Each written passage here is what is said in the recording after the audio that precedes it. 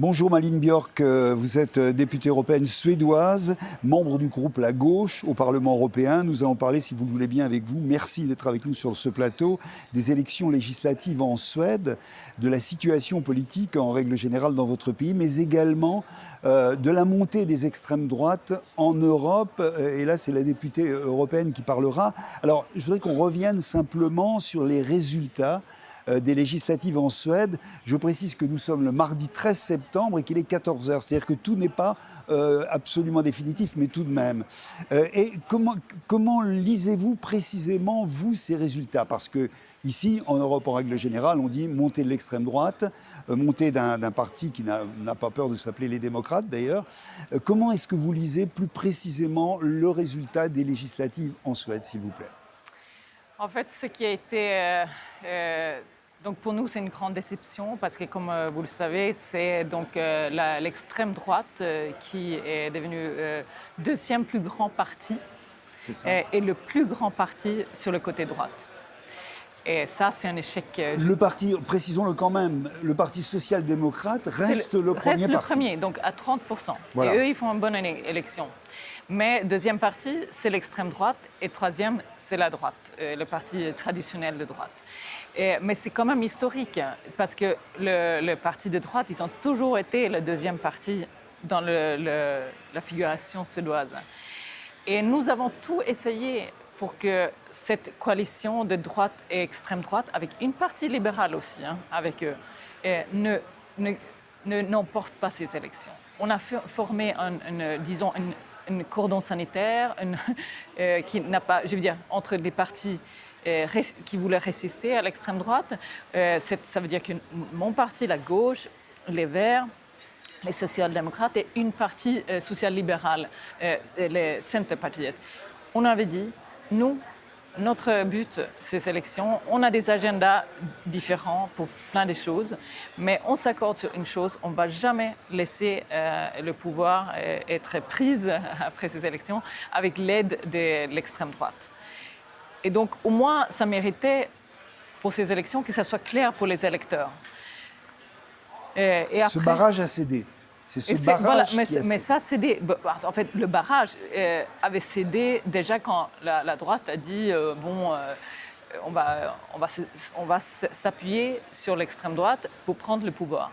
Et ça, ils avaient fait il y a 2 ans déjà. Et il faut bien l'entendre. Nous, on va s'appuyer sur l'extrême droite pour prendre le pouvoir. Et ils ont réussi avec une marge de 0,2. Donc, ce n'est pas que, oui, on va voir ce qu'on peut négocier avec l'extrême droite. On va s'appuyer sur eux pour prendre le pouvoir. Et c'est ça qui est... Et le Premier ministre qu'on aura, il sera Premier ministre seulement parce qu'il a le soutien de l'extrême droite. Et ça, c'est très... Je veux dire, c'est pour ça qu'on est très... très, très inquiet, très, je veux dire aussi, on doit bien réfléchir comment on va faire dans les prochains jours et semaines et peut-être les années à venir. Alors, c'est pas seulement une montée, j'allais dire, quantitative des votes en faveur de ce bloc de droite, mais c'est aussi le fait que le groupe d'extrême droite est en position de force à l'intérieur de ce groupe aujourd'hui. C'est-à-dire c'est lui qui mène la valse aujourd'hui. Oui. Il y a des expressions dans toutes les langues, mais quand tu essaies de dompter ou tu crois que c'est toi qui contrôle le jeu, mais en fait, c'est eux. C'est ça. C'est l'extrême droite qui contrôle la droite et tous ceux qui se sont mis autour d'eux. Et ils sont... La preuve, c'est eux qui ont gagné ces élections dans le sens, sur le côté spectre droite. C'est eux qui ont le premier parti maintenant. Tu t'adaptes à leur agenda, à leurs propos, à leur haine et leur non-respect pour les droits des personnes. Alors, on finit par les faire croître. Alors ça, c'est clair, c'est-à-dire qu'il n'y a pas d'autre alternative, absolument aucune autre. Il est clair que droite et extrême droite vont gouverner ensemble. Il n'y a aucun doute là-dessus. Non, en fait, il n'y a aucun doute que cet candidat pour Premier ministre de parti droite, disons, classique, lui, il va être Premier ministre avec le soutien de l'extrême droite. La question, c'est est-ce que l'extrême droite va aller dans le gouvernement? Est-ce que ça sera où? Est-ce qu'ils vont former un tout petit gouvernement avec juste 2 partis et avoir le soutien et un accord, comme nous on appelle un accord gouvernemental qui te permet de régner même en minorité. Les social-démocrates et les écolos ont fait ça pendant des années en Suède. Donc c'est une formule qui existe aussi, mais n'empêche que pour faire ton budget, pour faire tes lois, pour faire tes projets, tu dois, et pour être élu Premier ministre, tu dois t'appuyer sur quelqu'un. Et c'est là toute leur influence. Et ils vont se vendre très cher, ils le disent eux-mêmes. Donc on voit déjà sur le plan de climatique, sur les droits sociaux, sur tout ce qui est médias, le secteur culturel, l'aide au développement, toutes ces questions que l'extrême droite essaie d'attaquer. Précisément, comment est-ce que vous expliquez cette montée effectivement historique dans un pays comme la Suède? Comment vous l'expliquez? On sait que le groupe d'extrême droite a fait une campagne pratiquement uniquement anti-migrants, en gros, pas que peut-être, vous allez nous le dire. Qu'est-ce qui explique, selon vous, qu'on en soit arrivé là où on en est aujourd'hui? En fait, mon propre parti, la gauche, les écolos qui arrivent juste à peine d'arriver au seuil pour avoir des places au Parlement. Les social-démocrates font une bonne élection, mais je crois qu'on est tous en train de se demander qu'est-ce qu'on aurait pu faire différemment, etc. Je pense que les médias ont une grande influence sur le débat et sur les questions qui deviennent porteurs dans une élection. Nous n'avons pas réussi à mettre le climat, les questions d'économie et les questions de l'État-prévoyance, les questions de la sécurité sociale, l'école, santé, etc. Ce qui est au cœur des préoccupations des gens, mais on n'a pas réussi à mettre ça sur l'agenda des débats, de ce qu'on entend, de ce que les flashs d'infos, etc. Et du coup, sur ce plan-là, c'était dominé par la violence, la criminalité, la migration. Et avec l'agenda de l'extrême droite, on essaye de faire un amalgame de crimes, migration. Ils essaient de mettre ces mots ensemble. Et ça, c'est un projet qui date d'une dizaine d'années, mais ils sont vraiment percés avec cette stratégie dans ces élections en Suède. Et pour une grande partie de la population en Suède, beaucoup de Suédois maintenant, avec d'origine immigrée, c'est vraiment une période menaçante qui s'annonce.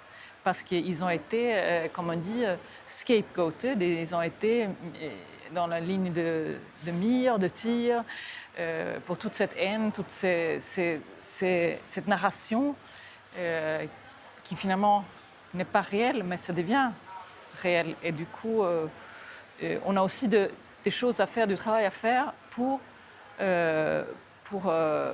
construire une société qui est inclusive. C'est la question que j'allais vous poser. Bien sûr, il est trop tôt pour la poser, mais à gauche, vous réfléchissez, vous analysez, d'autant que c'était un peu prévisible ce qui vient de se passer. Ça avait été un peu prévu. Est-ce que vous avez déjà des lignes précises, un peu fortes, pour essayer de renverser la tendance qui est inscrite maintenant dans les institutions, c'est-à-dire dans un gouvernement? Nous, on se dit ça déjà dans la campagne électorale et depuis 3-4 ans.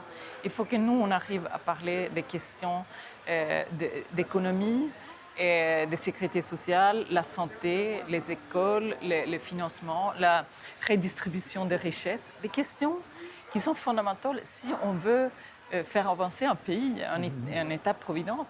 Et ça, on n'a pas réussi à mettre ces questions sur l'agenda. Mais ce n'est pas faute d'avoir essayé. Oui. Donc il faut se demander comment on peut faire ça mieux. Aussi les questions de climat, notre parti, c'est une partie gauche, écologiste et socialiste. Et on a une politique très importante pour le climat et pour l'environnement. On n'a pas réussi à mettre ces questions sur l'agenda. Et je pense que on n'a certainement pas fait tout bien et on a des questions à nous poser. Mais la grande responsabilité de cette prise de pouvoir de l'extrême droite en Suède, c'est la droite. C'est tous ceux qui sont adaptés à leur discours, qui sont rejetés là, mais comme des naïfs ou comme complètement avec plein de volonté pour certaines, et qui ont confirmé leur image de la réalité, confirmé tous leurs débats, ils ont rajouté, ils ont essayé de faire pire que eux. Et du coup, tout ce qu'ils font, c'est confirmer leur agenda. Et même les social-démocrates ont été sur ce terrain. Et je pense que ça a été ça a aussi joué dans la faveur de l'extrême droite et la droite, même si les social-démocrates augmentent dans ces élections. La façon dont ils ont mené leur campagne en s'adaptant un peu quand même, comme au Danemark et d'autres pays où les social-démocrates ont glissé sur ce terrain-là. Voilà. Quelles sont les réactions dans le pays? J'allais dire les réactions Ouais. en dehors même du simple débat électoral. Quelles sont les réactions? Comment réagissez-vous? Quelle est l'ambiance dans le pays après un résultat comme celui-ci? Qui est quand même, encore une fois, on le rappelle, tout à fait nouveau, tout à fait original. Non. Moi, je vois et je ressens que les gens il y en a qui sont vraiment abattus par ces résultats. Non seulement parce qu'on a beaucoup travaillé, mais aussi parce que les 4 ans qui s'annoncent vont être durs. C'est dur quand tu crois dans les droits humains, quand tu crois dans la démocratie, dans la pluralité, quand tu crois en la valeur de chacun et chacune, quand tu veux que la politique vis-à-vis les réfugiés et vis-à-vis ceux qu'on a déjà accueillis soit correcte et soit digne. Tout ça, ça va être très difficile. Et les gens ont vraiment aussi, il y a toute une partie de la population, des personnes racisées, pour être très précise, qui ont peur. Parce que c'est qui autour de toi qui trouve que tu es le problème pour toute question, qui trouve que toi, tu dois, et la pièce qui doit être exclue ou qui doit être éjectée. C'est très menaçant. Donc, on a beaucoup de travail à faire aussi pour, comment dire, souder et de rendre, pour surmonter cette difficulté. Donc, les réactions sont très, très lourdes. J'ai jamais vu, après une élection en Suède, une réaction aussi où on a vraiment toutes ces émotions et entre eux, c'est aussi la peur. Alors, ou l'inquiétude. Bien sûr, on le disait tout à l'heure, c'est un bouleversement, c'est un moment historique en Suède, bien entendu, mais du coup, c'est aussi un moment historique important en Europe, puisque la Suède était considérée, enfin, elle n'était pas considérée, c'était un pays en gros social-démocrate depuis très longtemps, qui était plutôt quand même orienté à gauche. Le fait qu'elle passe d'un seul coup dans un régime quand même, comme vous le dites, très dominé par la droite et l'extrême droite, surtout à l'heure actuelle, c'est aussi un événement européen. C'est pas le seul. On est en train d'imaginer ce qui va se passer dans quelques jours en Italie. L'Espagne, on voit un groupe d'extrême droite qui est également menaçant, pour employer le terme que vous employez tout à l'heure. Qu'est-ce que ça, comment vous réagissez, comment vous analysez cette situation qui, du coup, n'est plus seulement que la situation suédoise, mais en même temps, la Suède est un élément extrêmement important dans ce contexte-là, ce contexte général de montée des extrêmes droites en Europe. Il faut appeler les choses telles qu'elles sont aujourd'hui. Écoutez, ça veut dire qu'on a encore un pays où la droite traditionnelle a cédé, mais qui a cédé jusqu'au point où on veut s'appuyer et construire son pouvoir sur la base de l'extrême droite. Et ça, évidemment, que ça aura des conséquences au niveau européen. La Suède va être dans la présidence de l'Europe, l'Union européenne, l'année prochaine, en printemps. Et ça aura des conséquences sur les politiques climatiques, au niveau européen, sur les politiques de migration, etc. Donc ça, c'est clair. Et je pense, quand j'étais aujourd'hui écouter la première ministre finlandaise en plénière, qui était là. Donc je me dis, mais on aurait pu avoir une première ministre social-démocrate et femme, flanquée par les partis gauche et vert. Et à la place, moi je me retrouve avec un gouvernement, un homme qui s'appuie sur des politiques racistes et de l'extrême droite. Évidemment, maintenant, on ne peut pas se reposer, on ne peut pas se baisser les bras. Au contraire, je pense qu'il faut encore plus s'organiser. Peut-être qu'on doit organiser aussi très concrètement dans les villes, dans les territoire et essayer d'être pressant, encore plus pressant, parce que les forces progressistes et positives doivent être encore plus pressants dans la vie des gens, je pense. Ça devient un combat. Et juste pour dire qu'on Oui. on a fait des très bonnes élections à Stockholm, la plus Ah, grande d'accord. ville, très bonnes élections à Göteborg, la deuxième ville, Dans les et grandes troisième ville, Malmö. Donc peut-être cette présence auprès des gens sera encore plus indique important. vers Encore qui il plus faut se important. diriger. Ouais. J'imagine qu'au sein de votre groupe, alors je parle du groupe européen à la gauche, Ouais. évidemment, cette question-là, vous en parlez, il y a déjà des réactions. Qu'est-ce que vous Ouais. dites? Est-ce qu'il y a des axes déjà? Comment vous voyez les choses? Ah, je pense que les Ça gens devient une sont- question européenne, c'est voilà, ça, hein? Voilà. Bah oui, c'est une question européenne parce que c'est encore un pays qu'on espérait, on croyait peut-être dans l'image ici être à l'abri de ça. Mais nous qui travaillent, on sait que cette dérive de la droite vers l'extrême droite, elle est réelle et elle se ça passe marche. depuis un bout de temps. Mais moi, jusqu'à dimanche, je ne pensais pas qu'ils allaient prendre le pouvoir. Et donc, je pensais sincèrement qu'ils n'allaient pas prendre le pouvoir. Mais peut-être c'est une bonne chose aussi de penser que le pouvoir, il ne doit pas appartenir à ces gens-là. Donc, il faut le reprendre. Il faut le reprendre. Et ça, c'est tout un travail politique qu'on doit faire avec les mouvements, avec les citoyens, citoyennes. Et ça, je suis certaine qu'on ne va pas laisser les choses comme ça. Merci beaucoup à vous, Malin Björk, de nous avoir répondu avec précision, de nous avoir donné votre éclairage et vos éléments d'analyse sur cette question qui, encore une fois, concerne très directement la Suède, mais concerne également l'Europe. On va avoir à en reparler bientôt. Merci beaucoup à vous. Merci à vous qui nous avez suivis. On continuera bien sûr avec vous, les députés de la gauche, à suivre ces questions de montée d'extrême droite en Europe. À bientôt. Au revoir.